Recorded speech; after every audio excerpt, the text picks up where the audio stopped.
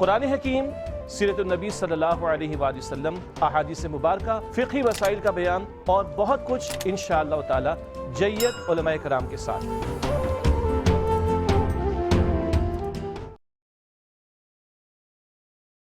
اعوذ باللہ من الشیطان الرجیم بسم اللہ الرحمن الرحیم۔ خواتین و حضرات السلام علیکم ورحمۃ اللہ وبرکاتہ و مغفرتہ۔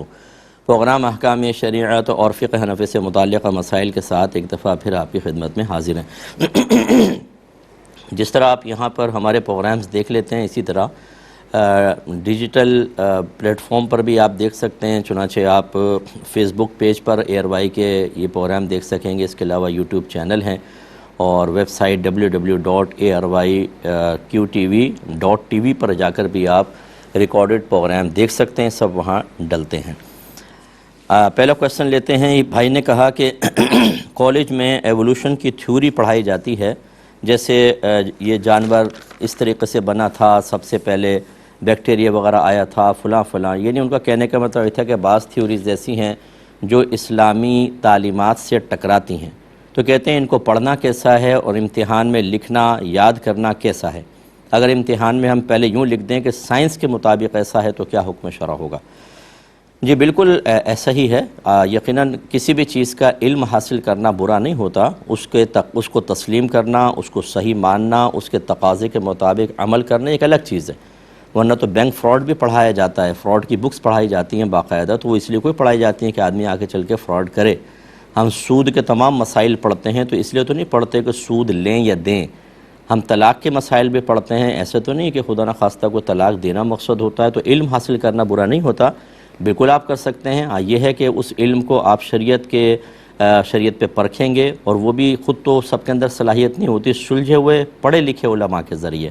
ورنہ بعض ایسی تھیوریز ہیں جو 100 سال پہلے پیش کی گئی تھیں، اور اب 100 سال بعد سائنس کی ترقی کا عالم کیا ہے، پہلے گمان کے اوپر سب لکھا گیا اور اب تو عین الیقین بہت سی چیزوں کا حاصل ہو گیا ہے کہ دیکھ کے لکھا جا رہا ہے۔ لیکن ہم بعض اوقات جدید ترین تھیوریز کو اس لیے ریجیکٹ کر دیتے ہیں کہ پہلے کچھ اور لکھ دیا گیا۔ ایک تو یہ تغیر زمانہ کے اعتبار سے اور سائنس کی ترقی کے اعتبار سے بہت سارے احکام بدل گئے، اور دوسری بات یہ ہے کہ یوں نہیں کہ آپ ایک چیز پڑھیں کہ کالج وغیرہ میں کسی بھی عام مولوی صاحب سے بات کر لیں، کسی عام علم سے وابستہ شخص سے بات کر لیں اور وہ فوراً اس کو کچھ بھی الٹا سیدھا نتیجہ نکال لے، یہ مناسب نہیں۔ لہٰذا اگر آپ نے کچھ پڑھا اور اب مستند ذرائع سے پتہ چلا کہ یہ خلاف شرع ہے، پڑھ سکتے ہیں، کیونکہ چھوڑ کے کہاں جائیں گے؟ اب ہر جگہ تقریباً ایسا ہی ہے، پڑھ سکتے ہیں، یاد کر سکتے ہیں، لکھ سکتے ہیں، لیکن ویسے آپ ویسا بلیو نہ رکھیں، ایسا اعتقاد نہ رکھیں، بلکہ اپنے صحیح اسلامی اعتقاد پر قائم رہیں۔ ایک بہن کہتی ہیں کہ کیا عورت گھر میں کیک اور دوسرا کھانا وغیرہ بنا کر آرڈر لے سکتی ہے؟ اور واٹس ایپ پہ آرڈر لینا ہوتا ہے، بعض اوقات نامحرم بھی آرڈر دے رہے ہوتے ہیں، ان سے بات بھی کرنی پڑتی ہے، تو اگر ہم کوئی فضول بات نہ کریں تو کیا یہ کام صحیح ہے؟ اور جب ہم ڈیلیوری دیتے ہیں تو محرم ڈیلیوری دے، یا ہم کوئی ڈیلیوری بوائے رکھ لیں، خود کچھ نہیں کریں، اس کو دے کر وہ جا کر گھروں تک پہنچا دے، تو کیا حکم شرع ہوگا؟ جی بہن یہ بالکل صحیح ہے جسے آپ نے کنڈیشن بیان کی، اور میں نے پچھلے پروگرام میں بھی گزارش کی تھی کہ ہماری بہنوں کو چاہیے، بچیوں کو چاہیے کہ اپنے گھر کے مردوں کا مالی تعاون کے اعتبار سے، سہولت فراہم کرنے کے اعتبار سے اپنا کوئی گھر میں کام کریں، کوئی کاروبار وغیرہ کریں، کوئی اور چیزیں کریں، جیسے اب یہ بہن نے فرمایا، تو بالکل آپ بنا سکتی ہیں، آرڈر بھی لے سکتی ہیں۔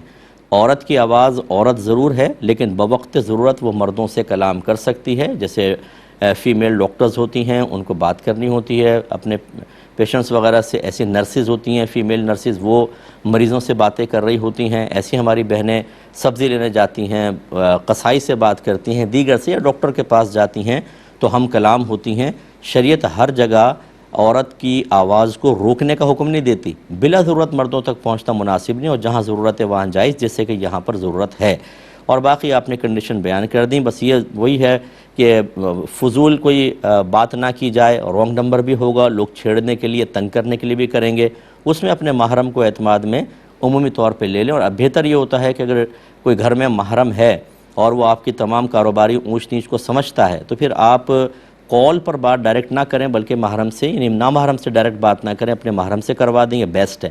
اور اگر کسی نے میسیجز وغیرہ کیے ہیں، ٹیکسٹ میسیج ہیں یا وائس میسیج ہیں، اس پر بہرحال آپ اپنا جواب دے سکتی ہیں۔ وائس میسیج میں تھوڑا سا ہمارا مشورہ یہ ہوگا خود جواب نہ دیں، محرم کو دینے دیں، کیونکہ عورت کی آواز ریکارڈ ہو جاتی ہے اور بعض بہنوں کی آواز میں ملائمت بہت زیادہ ہوتی ہے اور اس کی وجہ سے سامنے والے کے دل پر شیطان اثر انداز ہو سکتا ہے۔ اس میں بھی تھوڑی احتیاط کر لیں تو زیادہ اچھا ہے۔ یہ کہتی ہیں کہ کیا عورت بغیر ضرورت کے جاب کر سکتی ہے؟ اف یس تو کیا شرائط ہیں؟ دیکھیں، شریعت نے بلا ضرورت عورت کو گھر سے باہر نکلنے منع کیا ہے، چاہے جائے کہ جاب۔ اور آپ دیکھ ہی رہے ہیں کہ یہ کس قدر مسائل ہوتے ہیں، کیا ہمیں یہ فتنے نظر نہیں آتے؟ بہت زیادہ فتن ہے، اس میں ہماری بہن گھروں میں رہیں، یہ سب سے بیسٹ ہے۔ اگر بلا ضرورت کبھی باہر نکلنا پڑ جاتا ہے، مثلا جاب کرنی ہے، تو اس میں بعض صورتیں ہو سکتی ہیں۔ مثال کے طور پہ آپ ایک ایسی گلی میں رہتی ہیں یا ایک ایسی روڈ ہے، بہت سارے اسکول ہیں اور وہاں پہ کوئی میل ٹیچر وغیرہ نہیں ہے یا سٹاف میل نہیں ہے، صرف فیمیلز ہیں، آپ گھر سے نکلی، وہاں داخل ہو گئیں برقعے کے ساتھ اور اجازت کے ساتھ، چلو یہ تو بہت ہی قریب ہے اور اس ماحول بھی ایسا ہے کہ سب خواتین ہیں، گنجائش نکلے گی۔ لیکن اس کے علاوہ ویسے ہی ایسے کسی جگہ پر جاب کرنا جہاں میل بھی ہوں، فیمیل بھی، اور ضرورت بھی نہ ہو، راستے پرفتن ہیں، اور جب عورت گھر سے نکلتی ہے تو ہم نے تو یہ دیکھا ہے کہ گھر کا نظام تو بگڑتا ہی بگڑتا ہے۔ عورت ہی گھر کا نظام سنبھال کے چل سکتی ہے، جب بہنیں نکلتی ہیں تو وہاں کا بھی سنبھالنا ہے، یہاں کا سنبھالنا ہے، زندگی ڈس بیلنس ہو جاتی ہے اور بعض اوقات میاں بیوی میں آپس میں بدگمانیاں پیدا ہوتی ہیں، چچڑا پن پیدا ہوتا ہے، تلخ کلامیاں شروع ہو جاتی ہیں۔ ایک جاب کو نبھانے کے لیے بعض اوقات انسان اپنی پوری زندگی کو ایک آزمائش بنا لیتا ہے اور یہ سمجھداری نہیں ہے، اس لیے بغیر ضرورت جاب نہ کریں تو بیسٹ ہے، کریں تو گھر میں کریں جیسے میں نے بتایا، یا پھر کوئی قریب ترین ہو اور گھر کے ماحول پر وہ کوئی برے اثرات مرتب نہ کر رہی ہو تو پھر ایسی جاب کی جا سکتی ہے۔ انہی بہن نے پوچھا تھا کہ کیا کالج وغیرہ کے ایونٹس میں کیک وغیرہ چیزوں کے اسٹال لگا سکتے ہیں؟ جی بالکل، آپ نہ لگائیں، اگر لڑکے بھی ہیں اور لڑکیاں بھی ہیں تو آپ کے محرم لگائیں، تیار کر کے آپ دے دیں، اگر بچیاں ہیں سب تو پھر تو کوئی مسئلہ نہیں، آپ لگا بھی سکتی ہیں اور سیل بھی کر سکتی ہیں۔ یہ کہتے ہیں کہ کسی مذہبی مخالف کو یہ چیلنج دینا کہ تم بھی آگ میں کود جاؤ اور میں بھی آگ میں کود جاؤں گا، جو بچے گا حق پر وہی ہوگا، تو اس طرح کا چیلنج دیا جا سکتا ہے؟ دیکھیں، یہ بالکل خلاف شرع چیلنج ہے اور خودکشی کی ایک کوشش ہے، نہ یہ کوئی شرعی معیار ہے کہ جو حق پر ہوگا وہ نہیں جلے گا، ناحق جلے گا، کہاں سے ثابت ہے؟ قرآن سے بتائیں، حدیث سے بتائیں۔ ابراہیم علیہ السلام کو اگر آپ آگ میں تشریف لے گئے تھے تو یہ ایسا کوئی مناظرہ یا چیلنج نہیں ہوا تھا کہ نمرود کو کہا کہ تو بھی کود میں بھی کودوں، آپ کو تو پکڑ لیا گیا تھا، منجنیق پہ پتھر پھینکنے والی مشین پہ باندھ کے زبردستی پھینکا گیا تھا، تو اللہ تعالیٰ نے اس آگ کو ٹھنڈا کر دیا۔ یہاں پہ آپ قصداً اور حق اور ناحق کا فیصلہ کرنے کے لیے آگ میں کودنے کی کوشش کر رہے ہیں، بالکل غلط ہے۔ اللہ نہ کرے فرض کر لیں ایک شخص حق پر ہے، دوسرا ناحق پر، اور یہ حق اندر کودا حق والا، تو کیا آپ نے اللہ سے وعدہ لے لیا ہے کہ وہ آپ کو نہیں جلائے گا؟ قُلْ هَاتُوا بُرْهَانَكُمْ إِن كُنتُمْ صَادِقِينَ، اگر آپ سچے ہیں تو اس پہ کوئی دلیل لے کر آئیں، اور آپ جل گئے وہاں جا کر تو آپ بتائیں، تو آپ نے تو حق کو ذلیل کروا دیا، تو یہ کوئی معیار نہیں ہوتا۔ لیکن ہمارے یہاں اس قسم کی باتیں اس لیے کر دی جاتی ہیں کہ ہماری عوام جو ہے وہ ایک عالم 50 سال تک دین کی خدمت کرے، قرآن پڑھے، حدیث پڑھائے، عالم تیار کرے، مفتی تیار کرے، تبلیغ دین کرے، ان کے نزدیک کچھ بھی نہیں ہے۔ لیکن ایسا چیلنج اگر کوئی دے دے گا تو اس کو ساتویں آسمان پہ بٹھا لیں گے کہ بھئی یہ بہت عظیم ہستی ہے، اور عموماً میں نے دیکھا ایسے چیلنج ہوتے نہیں ہیں، سامنے والا ایکسیپٹ نہیں کرتا یا یہ اوائڈ کر دیتے ہیں، لیکن اپنی بزرگی بن جاتی ہے اور ہاتھ پاؤں چومنے شروع ہو جاتے ہیں لوگ، ایک ہائپ بن جاتی ہے، ترقی بن جاتی ہے، گویا کہ یہ لوگوں کے مرکز نگاہ بننے کا ایک شارٹ کٹ طریقہ ہے، ایک بڑک مارو جو چاہے خلاف شرع ہو، کوئی شرعی ثبوت ہو یا نہ ہو، اور ہم پبلک کے اندر اپنا نام پیدا کرنے میں کامیاب ہو جائیں گے، پھر کیش کرتے رہو اپنے آپ کو، خوب اچھا پروٹوکول ملے گا۔ ہمارے مطلب جو بچے ہیں، جن نوجوانوں نے دین کی ABC نہیں سیکھی، وہ اسی کو اسٹینڈرڈ سمجھ کر عزت دینا شروع کر دیں گے، اور اس طرح کے معاملات معاشرے میں چل رہے ہیں لیکن مناسب نہیں ہیں۔ ٹھیک ہے، ایک کالر ہمارے ساتھ ہیں، کال لیتے ہیں۔ السلام علیکم۔ وعلیکم السلام بھیا، جی میرا ایک سوال یہ ہے کہ میں معذور ہوں، بالکل جی بستر پہ پڑی ہوں۔ ویسے تو سب وقت وضو کرا دیتے ہیں لوگ، جی لیکن اگر کسی وقت کوئی نہ ہو گھر میں اور میرے پاس پینے کے پانی کی بوتل ہے، اس سے میں کسی طرح وضو تو کر لیتی ہوں، مگر میں پیر نہیں دھو سکتی، جی جی تو پھر میری نماز رہ جاتی ہے۔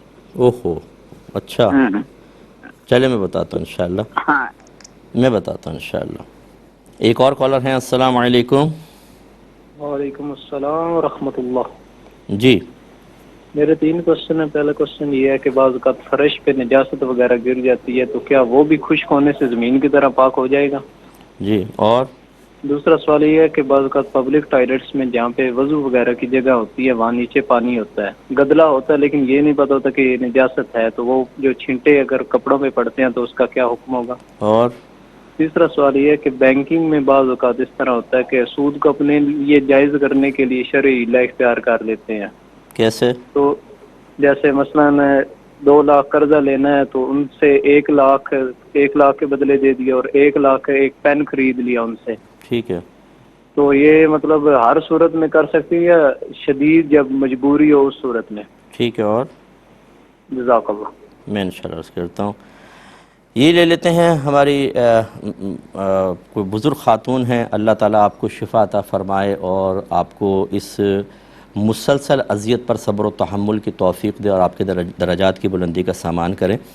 یہ کہتی ہیں کہ میں معذور ہوں، مجھے وضو کروا دیتے ہیں بچے وغیرہ، لیکن کبھی ایسا ہوتا ہے کوئی نہ ہو تو میں پانی پینے کی بوتل سے باقی وضو تو جیسے تیسے کر لیتی ہوں، پاؤں رہ جاتے ہیں، کیا حکم شرع ہوگا؟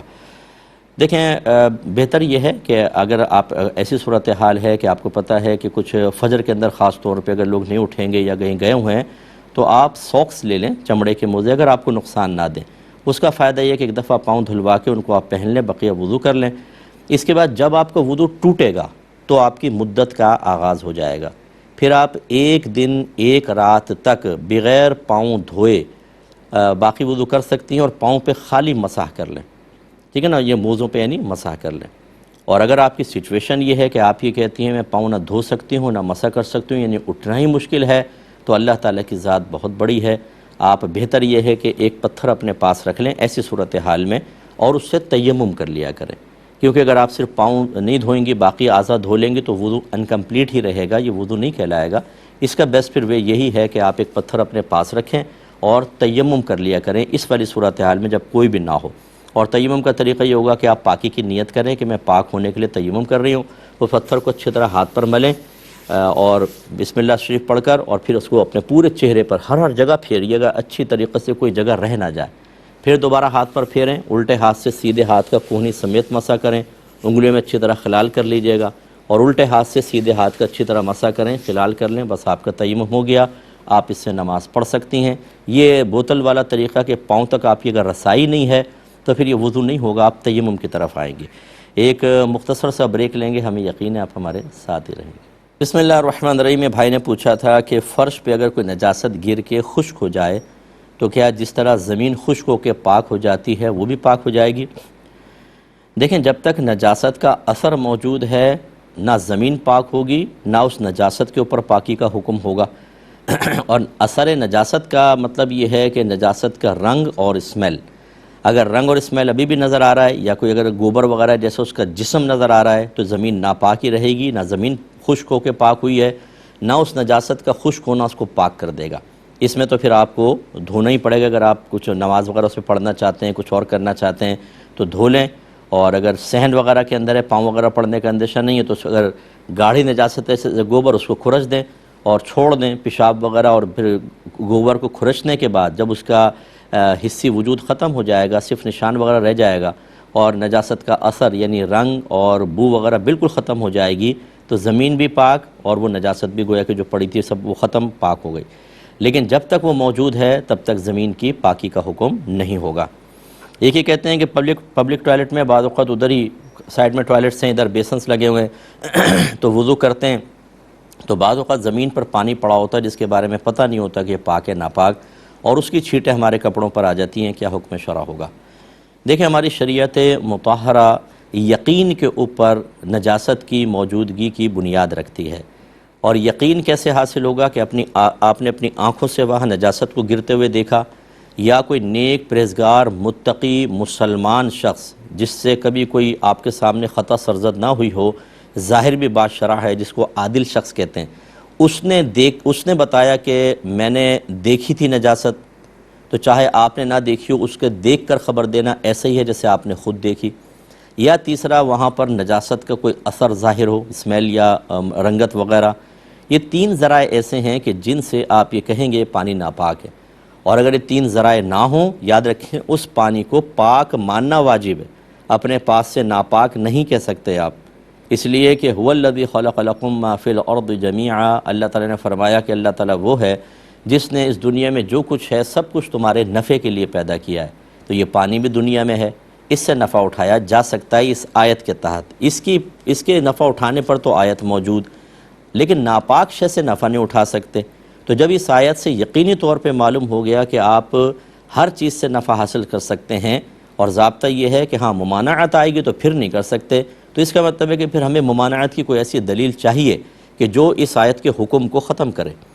وہ کیا ہوگا؟ جیسے پیشاب آپ نے گرا، کسی بچے نے وہاں پیشاب کر دیا، اب اللہ تعالیٰ تو فرما رہا ہے تمام چیزیں تمہارے نفع کے لیے پیدا کی، لیکن خود اللہ تعالیٰ نے رسول کریم صلی اللہ علیہ وسلم نے نجاست سے، ناپاک چیز سے استفادہ کرنا، انتفاع کرنا، نفع اٹھانا منع کیا ہے۔ اب آپ نے آنکھوں سے دیکھ لیا، اس سے بھی آپ کو ناپاکی کا یقین حاصل ہوا، اس سے پاکی کا یقین حاصل ہوا تھا، یقین کو زائل کر سکتا ہے، لہٰذا یہ ناپاکی والی دلیل جو آپ نے دیکھی یہ فوقیت پائے گی اور اس کو ہم چھوڑ دیں گے۔ لیکن آیت سے تو کسی پانی کے پاک ہونے کا یقین حاصل ہو رہا ہو، اور آپ کے پاس جواب میں یقینی دلیل نہ ہو، صرف گمان، یار ہو سکتا ہے کوئی ناپاک گندہ پاؤں لے آیا ہو سکتا ہے ناپاکی گری ہو، تو گمان یقین کے مقابل نہیں آ سکتا۔ اور الیقین لا یزول بالشک، یہ بڑا زبردست ضابطہ ہے، تو لہٰذا آپ نظر انداز کر کے چھینٹیں آ بھی گئیں تو اس کو پاک ہی تصور کریں گے، آپ وہاں وضو کر سکتے ہیں۔ ایک یہ کہتے ہیں کہ یہ جو بعض اوقات ہیلہ بتایا جاتا ہے کہ اگر آپ بینک سے لون لینا چاہتے ہیں، قرضہ لینا چاہتے ہیں، یعنی اس پہ سود دینا چاہتے ہیں، مثال کے طور پہ 1 لاکھ قرضہ لے رہے ہیں، 5,000 بینک کہتا ہے میں سود لوں گا، آپ یوں معاہدہ کر لیں کہ 1 لاکھ مجھے قرضہ دے، میں اس پہ ایک بھی پروفٹ نہیں دوں گا، اور 5,000 کا میں ایک پین بینک سے خرید لیتا ہوں، اور اس پین کی پیمنٹ میں کروں گا قسطوں کے اندر، جیسے وہ سود قسطوں پہ لینا چاہتے ہیں وہ پین کی پیمنٹ کے طور پہ اب وہ دیں گے، تو یہ ہیلہ شرعی ہے، جائز۔ یہ کہتے ہیں کہ کیا یہ ہیلہ شرعی ہر صورت میں جائز ہو سکتا ہے یا بعض صورتوں میں؟ دیکھیں ہم نے پہلے بھی کئی دفعہ آپ کو بات سمجھائی، پھر سمجھا دیتے ہیں کہ ایک ہوتی ہے ضرورت، ایک حاجت، ایک منفعت، اور ایک چیز زینت۔ ضرورت وہ چیزیں ہوتی ہیں کہ جس کے بغیر ہم ہلاک ہی ہو جائیں گے، حاجت ہماری وہ چیزیں کہلاتی ہیں، وہ اشیاء ہیں کہ جن کے بغیر ہلاک تو نہیں ہوں گے لیکن زندگی گزارنا انتہائی دشوار ہو جائے گا۔ منفعت وہ ہوتی ہیں کہ جس کے بغیر ہمارا گزارا بھی ہو سکتا ہے، کوئی مشقت نہیں، نہ ہم ہلاک ہوں گے۔ اور زینت تو اس سے بھی کم درجے کی ہوتی ہے کہ اس میں کوئی نفع کا بھی معاملہ نہیں ہوتا۔ تو لہٰذا ضرورت میں جیسے ہمارا کھانا پینا، مطلقاً مکان کرائے کا ہو یا ویسا مکان اپنا ہو، کم از کم کوئی سر چھپانے کی جگہ تو، ورنہ تو ہلاکت یقینی ہے، تو یہ ضرورت میں آتا ہے۔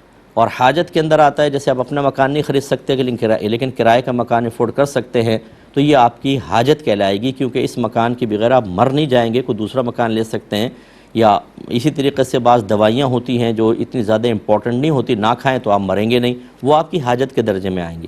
سود جو ہے، اچھا پھر منفعت، جیسے 2 دکانیں ہیں، آپ نے کہا ایک اور دکان بنا لیتا ہوں، چلو نفع ہو جائے گا، نہ بنائیں تو نہ آپ مر رہے ہیں نہ مشقت میں پڑ رہے ہیں۔ اور زینت جیسے آپ رنگ کروانے کے لیے سوچیں چلو سود لے لیتا ہوں، یہ زینت کے اندر آئے گا۔ تو جو قرض ہے، یہ جو سود کا لینا دینا، یہ صرف ضرورت کے موقع پر جائز ہوتا ہے۔ مثال کے طور پہ کسی شخص نے آپ کو قتل کی دھمکی دے دی کہ اب میرا قرضہ واپس کرو ورنہ جان سے مار دوں گا، اب آپ کے جان جانے کا اندیشہ ہے، یا آپ شریف القوم ہیں، نیک آدمی، پرہیزگار، آپ کی ایک عزت ہے، اور کسی نے کہہ دیا تو میں محلے میں آ کے ذلیل کر دوں گا، میں ایسا کر دوں گا ویسا کر دوں گا، اس صورت میں اب یہ ضرورت ہے، جان، عزت، آبرو کی حفاظت یہ ضرورت کے اندر آتی ہیں، اس میں بقدر ضرورت، وہ بھی بقدر ضرورت آدمی اس طرح کے معاملات کر سکتا ہے، لیکن حاجت میں، منفعت میں، زینت میں بالکل بھی نہیں۔ اس کا مطلب ہے کہ اس قسم کے ہیلہ شرعی جو ہیں یہ بھی صرف ضرورت کے تحت ہی جائز ہوتے ہیں۔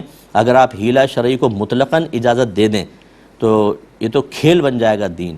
مثال کے طور پہ میری زکوٰۃ بنی 1 کروڑ، فرض کر لیں، بنتی نہیں ہے، میں ویسے فرض کر رہا ہوں، 1 کروڑ زکوٰۃ بنی، میں شرعی فقیر کو دے دوں 1 کروڑ، میری زکوٰۃ ادا ہو جائے گی۔ اب میں اس کے ساتھ سیٹنگ کر لوں، وہ دوبارہ مجھے واپس دے دے، دیکھیں ہو گیا ہیلہ شرعی سے ایسے کر سکتے ہیں، زکوٰۃ دی واپس لے لی۔ لیکن کیا یہ زکوٰۃ اس طریقے سے ہم اگر واپس لے لیتے ہیں جو ہیلے کے اعتبار سے تو صحیح ہے، لیکن کیا اللہ تعالیٰ کی بارگاہ سے انسان بچ سکے گا؟ یہ وہی بنی اسرائیلیوں والا معاملہ ہو گیا کہ ہفتے کے دن شکار سے منع کیا تھا، انہوں نے جمعے کے دن نالیاں بنا کے گڑھے بنا دیتے تھے، اس میں مچھلیاں آ جاتی تھی اور رات کو بند کر دیا کرتے تھے، ہفتے کے دن آتا پکڑتے نہیں تھے، اتوار کے دن شکار کر لیا کرتے تھے، کہتے ہم نے تو نہیں اس کو پکڑا، یہ تو جمعے کی رات کو آ گئیں اور ہفتے کو تو ہم نے شکار ہی نہیں کیا، لیکن چونکہ یہ ہیلہ تھا اور خلاف شرع تھا، ضرورت کے بغیر تھا، ان سب کو اللہ تعالیٰ نے بندروں کے اندر بدل دیا، شکلوں کے اندر، اور پھر وہ تباہ برباد ہو گئے۔ اس لیے جو منفعت کے لیے یا زینت کے لیے یا حاجت کے درجے میں سود لیتے ہیں، یہ جہنم کے انگارے اپنے پیٹ میں اتار رہے ہیں۔ یہ صرف ضرورت کے درجے میں ہو سکتا ہے، اس لیے ہمارا مشورہ یہ ہے کہ عوام الناس اپنے پاس سے ضرورت کی تعین بھی نہ کرے، بلکہ اچھے علماء سے معلوم کرے، وہ بتائیں گے کہ ہاں آپ کے لیے شرعاً جائز ہے کہ نہیں، پھر آپ کریں، ورنہ احتیاط ہی جاری رکھیں۔ کچھ کویسچنس اور لے لیتے ہیں۔ ایک یہ بہن نے ہماری فرمایا کہ ایک عورت ہے، یہ پڑوسی ملک سے میرا سوال تھا، ان کے پہلے سے ہی 5 بچے ہیں، اب وہ پھر حاملہ ہو گئی ہیں، تو انہوں نے کہا میں ابورشن کروا رہی ہوں، تو یہ کہتی ہیں کہ ہم نے ان کو آفر کیا کہ آپ بچہ ابورٹ نہ کروائیں، یہ ابورشن نہ کروائیں، ہمیں دے دیں آپ۔ انہوں نے کہا ایسے نہیں دوں گی، 4 لاکھ کے اندر دوں گی۔ سودا چلتا رہا، ہم نے 3 لاکھ کے اندر ڈن کیا ہے، اب یہ الجھن میں ہوں کہ یہ میں نے صحیح کیا ہے کہ نہیں کیا، کیا حکم شرع ہوگا؟ دیکھیں بالکل خلاف شرع اور باطل بیع ہوگی، دونوں گناہگار ہوئے، اس ارادے کے ساتھ ہی بالکل اللہ کی بارگاہ میں توبہ کریں۔ آزاد آدمی کو سیل نہیں کیا جا سکتا، آپ اپنے عضو نہیں سیل کر سکتے بغیر ضرورت کہ آپ گردہ نکال کے بیچ دیں، حرام اور گناہ ہے، کبیرہ ہے آپ کے لیے، اور اپنے آپ کو ہلاکت میں مبتلا کرنا ہے۔ تو اگر بچے ہیں تو بچہ بیچنے کے لیے نہیں ہوتا، یہ آزاد ہے، اور بچے کہ اگر آپ نے خرید بھی لیا یہ بیع نہیں ہوگی، وہ بھی گناہگار، آپ بھی گناہگار، اور جہنم کا راستہ ہے۔ انہیں کہیں 5 بچے پہلے پال رہی ہیں، اللہ کا نام لے کے اگر ہو ہی گیا ہے یا تو احتیاط کرتے، اور ہو گیا ہے تو اللہ کا نام لے کے کریں، یہ 5 بچے بڑے ہوں گے، آپ ہی کا سہارا بنیں گے، اور ہو سکتا ہے ان میں سے کوئی ایسا نکل آئے کہ جو ملک و قوم کے لیے، جو مذہب کے لیے بہت ہی بیسٹ ہو، تو کیا حرج ہے اس میں؟ تو اس لیے بہرحال مائیں 5 بچے سنبھالنا بھی آسان نہیں ہوتا، شوہروں کو بھی خیال کرنا چاہیے، لیکن اس کا یہ طریقہ نہیں ہے کہ اب اپنے بچوں کو بیچنے پر آ جائیں۔ ایسی ماں پہ مجھے حیرت ہے کہ جو اپنے بچوں کو بیچنے کے اوپر آمادہ ہو جائے، اللہ تعالی ہدایت عطا فرمائے۔ ایک اور ہم سے کویسچن کیا تھا کہ مغرب کے بعد سورہ ملک اور سورہ واقعہ پڑھنا جائز ہے یا عشاء کی جماعت ختم ہونے کا انتظار کریں؟ دیکھیں جو بھی وظائف نبی کریم صلی اللہ علیہ وسلم نے رات میں پڑھنے کا حکم ارشاد فرمایا وہ مغرب کے بعد آپ پڑھ سکتے ہیں۔ مغرب کے بعد رات کا آغاز ہو جاتا ہے اسلامی نقطہ نگاہ سے، لہذا سورہ ملک ہو یا آپ سورہ واقعہ رات میں پڑھنا چاہتے ہیں تو مغرب کے بعد پڑھ سکتے ہیں، عشاء کے بعد ہی ہونا کوئی ضروری نہیں ہے۔ ایک یہ کہتے ہیں کہ اونٹ کا گوشت کھانا سنت ہے لیکن ہم سے نہیں کھایا جاتا، ہماری طبیعت میں خرابی ہے، تھوڑا کسیلا رہتا ہے، کسی شخص کا ایسے جملے کہنا کیسا ہے؟ دیکھیں اگر تو وہ سنت سے نفرت کی وجہ سے کہہ رہا ہو، وہ خود اپنے دل کو ٹٹول لے اور سنت کی تحقیر اور توہین مقصود ہو، پھر تو اسلام سے باہر ہو جائے گا۔ لیکن یہ میرا غالب گمان یہ ہے کہ بعض لوگ ایسے ہوتے ہیں کہ جیسے لوکی شریف ہے، نبی کریم صلی اللہ علیہ وسلم کو بڑی محبوب تھی، اور جب آپ کھاتے تو آپ ڈھونڈ ڈھونڈ کے لوکی نکال کے تناول فرمایا کرتے تھے، یعنی سالن کے اندر سے، تو یہ آپ کی محبوبیت کی اور اس کی طرف رغبت کی علامت تھی، اور اصل میں تو تعلیم امت کے لیے تھی۔ آپ کو کہا یار مجھے لوکی پسند نہیں ہے، تو بہرحال ہم یہ کہیں گے تم نے غیر مناسب کہا بات کہی۔ ایک تو ہے کہ مجھے پسند نہیں، ایک ہے کہ کوئی کہے نبی کریم تناول فرماتے تھے آپ کو پسند، وہ کہے مجھے پسند نہیں ہے، اس پہ بھی تھوڑا سا سخت حکم ہو جائے گا، کیونکہ سنت کا ذکر کیا اور پھر بھی اس نے کہا ناپسند، خاموش ہو جائیں، بولے نہیں۔ اور اگر تحقیر توہین مقصود ہے تو پھر تو دائرہ اسلام سے خارج ہونے کا حکم دیا جائے گا۔ تو اب انہوں نے کہا کہ گوشت کا کھانا سنت تو ہے لیکن میری طبیعت اس کی طرف راغب نہیں ہوتی، تھوڑا کسیلا ہوتا ہے، تو اس سنت کو غلط کہنا مقصود نہیں ہے، اپنی طبیعت کی بے رغبتی کا بیان جو اللہ تعالیٰ کی طرف سے ہوتا ہے، یہ خود تو نہیں ہوتا۔ بعض لوگ کلیجی نہیں کھاتے، بعض گوشت نہیں کھاتے، بعض کو چربی وہ ابکائی سی آنے لگ جاتی ہے وہ نہیں کھاتے، تو یہ اللہ تعالیٰ نے طبیعتوں کی نازکی یا مضبوطی کو پیدا کیا ہوتا ہے۔ اگر کوئی شخص اس چیز کا بس بیان کرنا چاہتا ہے تو سخت حکم نہیں لگائیں گے، لیکن پھر بھی احتیاط کرنی چاہیے کہ جب آپ ایک چیز کو سنت بیان کر رہے ہیں اور پھر آپ کی طبیعت میں فرض کر لیں قدرتی طور پہ اس پہ بے رغبتی ہے، تو ضروری ہے کہ دونوں کو ساتھ ذکر کرنا کہ سننے والے بھی بدگمانی کا شکار ہوں۔ ہو سکتا ہے آپ کے دل سے بھی سنت کی اہمیت پھر اور معاملات میں بھی نکل جائے اور آپ کو یہ خدا نخواستہ غلط قسم کے کمنٹس پاس کر دیں اور دائرہ اسلام سے خارج ہو جائیں، تو اس میں احتیاط کرنی چاہیے۔ یہ کہتے ہیں کہ کیا عورت نکاح نامے میں یہ شرط لکھوا سکتی ہے کہ جب تک میں شوہر کے نکاح میں رہوں وہ دوسری شادی نہیں کرے گا؟ جی بہن آپ بالکل لکھوا سکتی ہیں، اور نکاح نامے میں خانے ہوتے ہیں کہ کوئی اور شرط بھی ایسی ہے جو لکھوانی، اس میں کافی سارے خانے ہوتے ہیں، آپ لکھوا سکتی ہیں، لکھوانے میں مسئلہ نہیں ہے۔ لیکن سوال یہ پیدا ہوتا ہے کہ لکھوانے کے بعد کیا شوہر اس شرط کا پابند ہوگا یا نہیں ہوگا۔ دوسری بات یہ ہے کہ اگر اس کے دل میں پہلی چور ہو کہ لکھوا دیتا ہوں نکاح کے لیے بعد میں کر لوں گا، تو کیا یہ شرط پوری نہ کرنے کے قصد و ارادے کے ساتھ نکاح ہو جائے گا کہ نہیں ہو جائے گا۔ تو اچھی طرح یاد رکھیں کہ آپ کا لکھوانا بالکل جائز، لیکن لکھے ہوئے کو کی جو شرائط ہیں اس پر شوہر کا عمل کرنا کوئی لازم نہیں ہوتا۔ یعنی مطلب کہنے کہ اگر کچھ شرائط آپ لگا دیتی ہیں جس کا نکاح یا ہماری شریعت تقاضا نہیں کر رہی، تو اس سے نکاح پہ فرق نہیں پڑے گا، نکاح ہو جائے گا۔ اب اگر شوہر پورا نہیں کرے گا تو یہ ایک طرح کا وعدہ ہوتا ہے، اس نے سائن کیے، وعدہ کیا، وعدہ خلافی ضرور ہے، لیکن اس سے کوئی فرق نہیں پڑے گا۔ جب اللہ تبارک و تعالیٰ نے ایک شوہر کو 4 شادیوں کی اجازت مرحمت فرمائی ہے کہ بیک وقت وہ 4 بیویوں کو نکاح میں رکھ سکتا ہے، تو آپ چاہے کتنی بھی مشروط کروا دیں، یہ حق آپ سلب نہیں کر سکتی، ختم نہیں ہو سکتا۔ لہذا اگر وہ کرے گا تو وہ کر سکتا ہے، وعدہ خلاف ضرور ہوگا، لیکن آپ کے لکھوانے سے کوئی فرق نہیں پڑے گا۔ اس لیے اس طرح کی باتیں کرے بھی نہیں، اور میرے خیال میں مناسب بھی نہیں ہے، اس سے خواہ ماحول خراب ہوتا ہے۔ آپ اپنے انڈرسٹینڈنگ پیدا کریں، شوہر کو راضی کریں، یہی بہتر ہے۔ ایک مختصر سا بریک لیں گے، ہمیں یقین ہے ہمارے ساتھ رہیں گے۔ بسم اللہ الرحمن الرحیم۔ یہ کسی نے پوچھا کہ وکالت کرنا کیسا ہے؟ بعض لوگ کہتے ہیں کہ اس کام سے جو پیسہ آتا ہے وہ حرام ہے، قرآن و حدیث کی روشنی میں جواب دیں۔ نہیں، جس نے بھی اس طرح بیجا بات کہی بالکل غلط کہی ہے۔ وکالت کا پیشہ آج کل کے دور کے اعتبار سے تو بہت ضروری ہے۔ وکیل نہیں ہوں گے تو آپ اپنے کیس کیسے لڑیں گے؟ خود آپ تو لڑنے کی صلاحیت نہیں رکھتے، نہ آپ کو اپنا ملکی قانون پتہ ہوتا ہے، کانسٹیٹیوشن کی تمام چیزیں ہمارے سامنے نہیں ہوتی ہیں، تو کوئی ایسا شخص تو ہے جو ہماری طرف سے جھگڑے، ہماری طرف سے کیس لڑے۔ اس کو وکیل بالخصومہ کہتے ہیں، کہ جھگڑے کا وکیل بنانا۔ ہاں یہ ضرور ہے کہ اگر کوئی وکالت کے شعبے کو مس یوز کر رہا ہو، کہ وہ مطلب یہ کہ بے گناہ کو پھنسا دے، اور جو گناہ گار ہے اس کو اپنے چلاکیوں سے یا اپنے بہت زیادہ سینئر ہے اس وجہ سے وہ دلائل دے کر اس کو بچا لے، اور اسی طرح جو بیچارہ جو مجرم نہیں ہے اس کو مجرم بنا کے اس پہ پینلٹی لگوا دے، اس کا مال کسی کو دلوا دے، یہ چیزیں غلط ہوتی ہیں۔ اسی طریقے سے بغیر کسی ضرورت کے طلاقیں کروا دینا، یہ جس کو کورٹ کا خلا کہتے ہیں، یہ فسخ نکاح ہوتا ہے۔ تو بعض وکلاء ایسے ہوتے ہیں جو عورتوں کو کہتے ہیں کہ جب تک آپ شوہر پر بڑے جھوٹے الزامات نہیں لگائیں گی آپ کو آزادی نہیں مل سکتی، کیونکہ آپ کا کیس کمزور ہے۔ کہیں کہ وہ عورتوں کے پیچھے لگتا تھا، زنا کرتا تھا، مارتا تھا، پیٹتا تھا، اور نشہ کرتا تھا، جوا کھیلتا تھا، یہ آپ کو کرنا ہوگا، تو پھر ایزیلی آپ کو خلا مل جائے گا، اور عورتیں بیچاری بہکائے میں آ کے کر بھی دیتی ہیں۔ اس طرح کے وکلاء کے اس قسم کے کیسز، اور یہ بھی نہیں کہ اس کے باقی کیسز جو اس نے صحیح لڑے ہیں اور اس کی اجرت لی ہے وہ سب کی سب ناجائز۔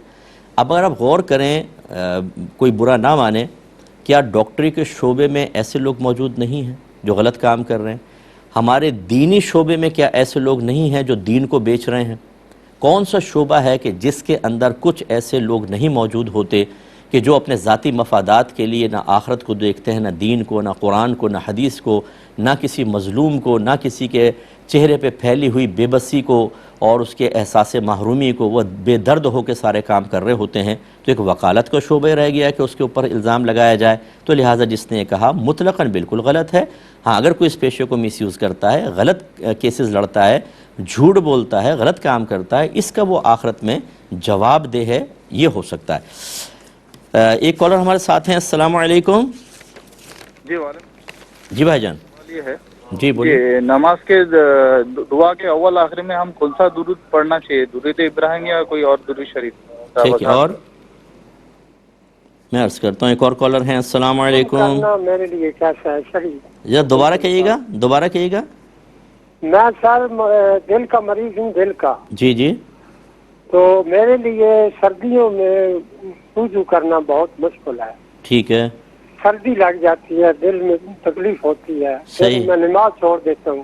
اچھا اچھا، تو یہ بات میں پوچھنا چاہتا ہوں، پچھلے سال میری نماز رہ گئی تھی۔ ٹھیک ہے، میں تو بتاتا آپ کی ہوں۔ یہ میں بتاتا ہوں، آپ کو سمجھ گئے، میں انشاءاللہ آپ کو ابھی آپ کا حل بتا دیتا ہوں۔ یہ بھائی نے فرمایا کہ نماز کے بعد جب ہم دعا مانگتے ہیں تو یہ کہا جاتا ہے کہ دعا سے پہلے اور بعد میں درود پاک پڑھیں تو قبولیت کے امکانات بڑھ جاتے ہیں، اور حضرت عمر فاروق رضی اللہ تعالیٰ عنہ کی طرف منسوب ایک قول یہ ہے کہ اگر درود پاک اول آخر نہ پڑھا جائے تو دعا زمین و آسمان کے درمیان لٹک جاتی ہے، معلق ہو جاتی ہے۔ تو اس لیے بہتر ہے کہ آپ دعا مانگنے لگیں تو پہلے درود پاک پہلے اور بعد میں پڑھیں۔ اب یہ کہتے ہیں کون سا پڑھیں، کیا درود ابراہیمی یا کوئی سا بھی؟ دیکھیں کوئی سا بھی پڑھ سکتے ہیں آپ۔ درود کا مطلب کیا ہوتا ہے؟ نبی کریم صلی اللہ علیہ وسلم کے لیے رحمت کی دعا کرنا، اور سلام کا مطلب ہوتا ہے آپ کے لیے سلامتی کی دعا کرنا، اس کو کہتے ہیں درود و سلام۔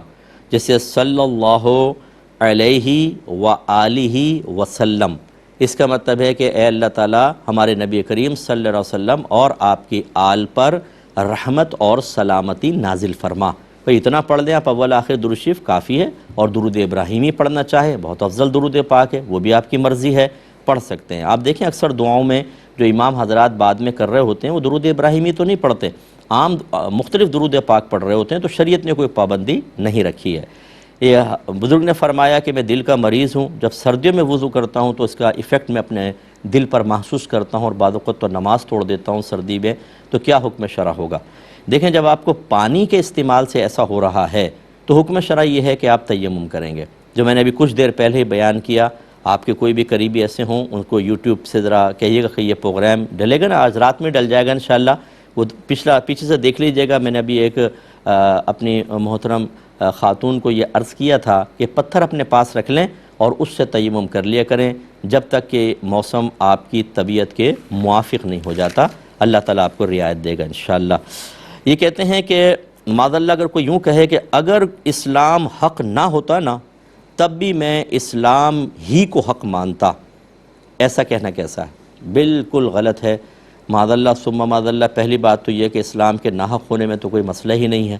اب وہ اسلام سے وابستگی کا ایک مطلب یہ کہ جو ہوتا ہے نا کہ اس کو کہتے ہیں ڈائلاگ، اس کو کہتے ہیں کہ ایسی باتیں کر کے سامنے والوں کو متاثر کرنے کی ایک ناکام کوشش کرنا، اور یہ اکثر وہ لوگ کر رہے ہوتے ہیں کہ جب انہیں کوئی اور چیز تو نظر نہیں آتی مثبت کہ جس سے وہ مرکز نگاہ بن سکیں، جس سے وہ محفل کے اندر سب کو اپنی طرف متوجہ کر سکیں، جس کی بنا پر کچھ معمولی سی ہی صحیح کوئی عزت اور شہرت حاصل کر سکیں، تو اس قسم کے شارٹ کٹ بول کر اپنے آپ کو ثابت کرنے کی کوشش کرتے ہیں کہ ہم بہت مضبوط ایمان والے ہیں، اور جب لوگ ان کی طرف متوجہ ہوتے ہیں تو وقتی طور پہ اسے حفظ نفس حاصل ہوتا ہے۔ یہ نفس و شیطان ہمیں تباہ کر کے دم لیں گے۔ ایسے شخص کو تجدید ایمان، تجدید نکاح کرنا چاہیے کہ کم از کم فرضی اعتبار سے ہی صحیح، لیکن اس نے یہ کہہ دیا کہ اسلام ناحق بھی ہو سکتا ہے، ہوتا بھی تو میں وابستہ رہتا۔ اچھا پہلی بات تو یہ کہ ایک تو ناحق نہیں ہے، یہ آپ نے فرضی طور پہ ہی چلے کر لیا، یہ بھی غلط، اور دوسری بات یہ کہ یہ کہنا بھی بالکل غلط ہے کہ کوئی چیز اگر ناحق ہو میں تب بھی اس کے ساتھ وابستہ ہوتا۔ کیسے ہوتے بھئی آپ؟ کیوں ہوتے؟ ناحق کے ساتھ کیوں ہوتے؟ یا آپ یہ ثابت کرنا چاہ رہے ہیں کہ اسلام اتنا حق ہے کہ ناحق ہو ہی نہیں سکتا، میں اسی کے ساتھ وابستہ رہتا ہر صورت میں؟ پھر بھی آپ کی بات کا جو موقف ہے نا کہ آپ اسلام کی حقانیت کو واضح کرنا چاہتے ہیں، وہ بھی نہیں، یہ اپنی بڑک مار رہے ہیں آپ، بس خالی اپنے آپ کو لوگوں کے سامنے بہت ہی مضبوط ایمان والا ثابت کرنے کی ایک ناکام سی کوشش کر رہے ہیں کہ ان کے سامنے تو کامیاب رہے ہو سکتا ہے لیکن شریعت کی نگاہوں میں انتہائی ناکام۔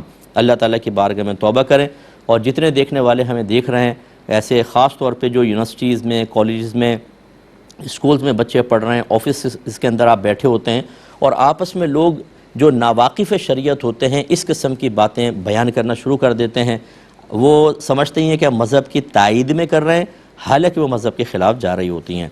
یہ کہتے ہیں کہ بعض اوقات ہم جاتے ہیں، چمڑے والے شوز میکرز ہوتے ہیں کہ جو شوز بناتے ہیں، ان کے پاس چمڑا ہوتا ہے، ہم کہتے ہیں اسی کا ایک تعویذ سی دو، تو ان کا وہ چمڑا یوز کرنا کیسا ہے؟ دیکھیں اگر استعمالی جوتے کا چمڑے سے وہ تعویذ بنائے گا پھر تو بہت بڑی بے ادبی ہے، پھر تو جائز نہیں۔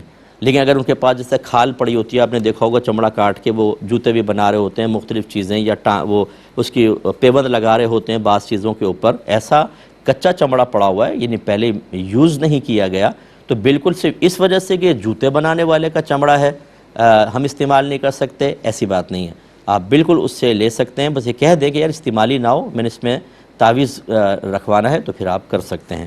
باقی تعویذ جائز ہے کہ نہیں، بھی چونکہ یہ موضوع نہیں تھا تو میں اس پہ کلام نہیں کر رہا ہوں، ہے ہمارے نزدیک جائز، اگر دینی تعویذ ہو، اس قرآن کی آیات پر مشتمل ہو، اچھے اسماء الہیہ وغیرہ کا ہو تو بالکل گنجائش ہے۔ جو اس کو مطلقاً شرک کہہ دیتے ہیں، کبھی انشاءاللہ پھر میں کلام کروں گا، وہ غلط کہتے ہیں، ایسا ہے نہیں۔ یہ بھائی نے پوچھا تھا کہ انگلی پر الیکشن انک لگی ہو تو وضو ہو جاتا ہے کہ نہیں؟ یہ بالکل ہو جاتا ہے، اگر پہلی بات تو اس کی تہہ نہیں ہوتی، اور فرض کر لیں اگر تہہ بھی بن جائے تو چونکہ یہ ایک قانونی ضرورت ہوتی ہے کہ جب آپ ووٹ کاسٹ کرتے ہیں تو پھر آپ کے وہ لگا دیتے ہیں، اور اس کے لگائے بغیر آپ کو جانے نہیں دیں گے، تو وہ ایک مجبوری کی صورت بن گئی۔ اب اگر کوئی ایسی ہے مطلب کوئی یہ جو ہوتے ہیں ریموور وغیرہ اس سے ریموو کر لیں تو بہت اچھی بات ہے، اگر ہو سکتا ہے نہیں ہے تو اسی پر آپ پانی بہائیں، آپ کا وضو انشاءاللہ ہو جائے گا۔ یہ کہتے ہیں کہ ایک شخص ہے، فرض کر لیں ضرورت مند ہے، اس کو 1 لاکھ روپے کی ضرورت ہے اور گندم بیچتا ہے وہ، میں اسے اگر 1 لاکھ دے دوں اور کہوں کہ 6 مہینے بعد تو مجھے 50 من گندم اس کے بدلے میں دے دینا مثال کے طور پر، لیکن اگر ابھی میں خریدتا تو وہ گندم مجھے پڑتی تقریباً 2000 کی، لیکن میں کہتا ہوں یہ 1 لاکھ لو اور 6 مہینے بعد گندم تو میں یعنی ابھی لوں تو 4000 کی پڑتی، لیکن 6 مہینے بعد میں لوں گا تو 3000 من کے حساب سے لوں گا، تو یہ صحیح ہے یا نہیں؟ دیکھیں صحیح ہے یہ سودا۔ اس کو پہلی بات تو اس کو بیع سلم کہتے ہیں کہ جب آپ کیش پہلے دے دیتے ہیں اور مال جو ہے وہ بعد میں دیا جائے گا، اس میں کم از کم 1 ماہ کی مدت ہو تو یہ بیع سلم کہلاتا ہے۔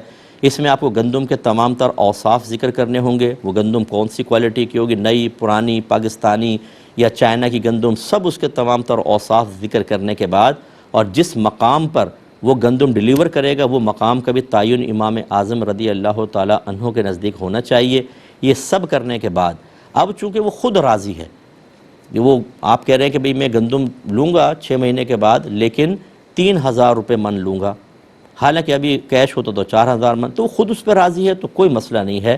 ہاں یہ ضرور ہے کہ کسی کی مجبوریوں سے اس طرح فائدہ اٹھانا اخلاقی لحاظ سے بہتر نہیں ہے، لیکن اس پہ سودے پہ کوئی فرق نہیں پڑے گا، یہ بیع بالکل درست ہے اور آپ بھی گناہ گار نہیں، وہ بھی گناہ گار نہیں۔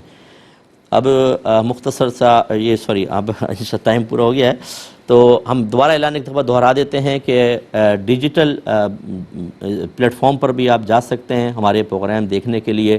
یوٹیوب پر چلے جائیں آپ، آفیشیل چینل اے آر وائی کا ہے، فیس بک کے اوپر آپ جا سکتے ہیں ہمارے پیج کے اوپر، آفیشیل پیج پر، اور ایسے www.arykqtv.ary یہاں پر بھی آپ چلے جائیں تو سارے پروگرام تقریباً وہاں پہ آپ کو مل جاتے ہیں، اور یہ پروگرام بھی یوٹیوب پر ڈل جائے گا رات میں، کوئی نکل جائے یا کوئی اور دیکھنا چاہے تو ضرور اس کو آپ آفر کیا کریں۔ اب اپنے میزبان کو، ہماری کیو ٹی وی کی پوری ٹیم کو اجازت مرحمت فرمائیں۔ آپ ہمارے لیے دعا کیجئے، ہم آپ کے لیے دعا گو ہیں کہ اللہ تعالیٰ آپ کو صحت دے، عزت دے، احترام عطا فرمائیں، آمین۔ وآخر دعوانا ان الحمدللہ رب العالمین۔